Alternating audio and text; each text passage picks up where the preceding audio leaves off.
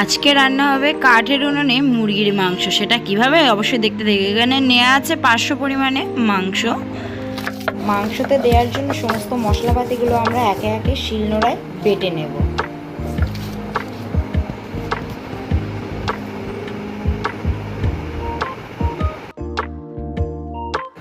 লবণ আর হলুদটা আমরা মাংসে মাখিয়ে নিয়েছি। তো একে একে এর মধ্যে দিয়ে দেব। এখানে আছে আদা বাটা, কাঁচা লঙ্কা, শুকনো লঙ্কা বাটা আর জিরে মরিচ বাটা, আর আছে পেঁয়াজ, আলু। তো টমেটোটা আমাদের আজকে আর বাড়িতে নেই বলে দেওয়া হলো না, আপনারা অবশ্যই টমেটো চাইলে দিতে পারেন। তো একে একে মশলাপাতিগুলো দিয়ে মাংসটাকে মাখিয়ে নেব ভালো করে। তো মাংসে এক এক করে মশলাগুলো দিয়ে দেওয়া হলো। প্রথমে দেওয়া হলো জিরে মরিচ বাটা,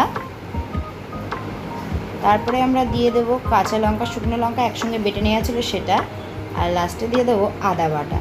মশলাপাতিগুলো দিয়ে ভালো করে মাখিয়ে নেওয়া হবে, নিয়ে কিছুক্ষণ ঢাকা দিয়ে রাখবো। তো এবারে উনুনে কড়াটা বসিয়ে দেওয়া হলো, গরম হয়ে যাবে। গরম হয়ে গেছে কড়াটা আমাদের। তো এবারে তেলটা পরিমাণ মতন দিয়ে দেওয়া হলো।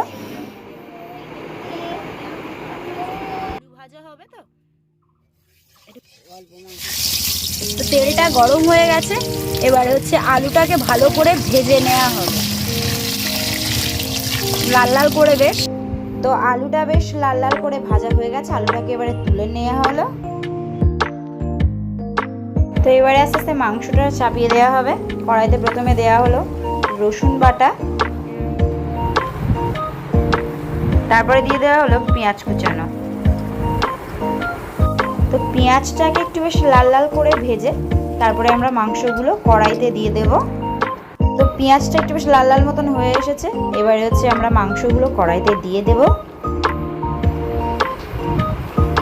দিয়ে ভালো করে কষিয়ে নেওয়া হবে।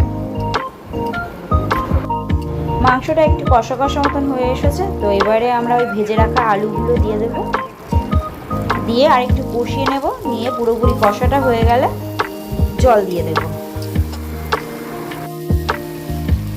মাংস কষা পুরোপুরি হয়ে গেছে, এবারে পরিমাণ মতো আমরা জল দিয়ে দিলাম। জল দেওয়ার পরে কিছুক্ষণ মাংসটা একটু ফুটবে, আর ওটা ফুটে গেছে। তো এবারে আমরা মিট মশলা দেবো, দিয়ে আর সামান্য একটু ফুটিয়ে তারপরে হচ্ছে মাংসটাকে আমরা নামিয়ে নেব।